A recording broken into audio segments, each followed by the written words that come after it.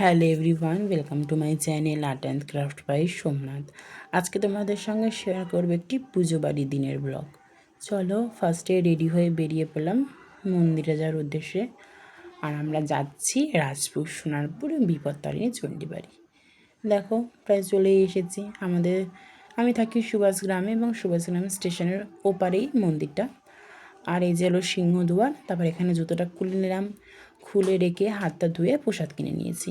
আর তারপর যাচ্ছি মন্দিরের উপরে পুজো দেওয়ার জন্য। দেখো সাইডে দুদিকে কী সুন্দর গাছ লাগানো। এবারে পুজো দিয়ে দেখা হচ্ছে, কারণ এখানে পুজো দেওয়ার সময় ভিডিও বা ব্লগ করতে দেয় না। দেখো, আর এইটা হলো আমাদের এখানকার ঠাকুর। কি সুন্দর দেখতে, তাই না? ঠাকুরটাকে দেখলে যেন প্রাণটা জুড়িয়ে যায়।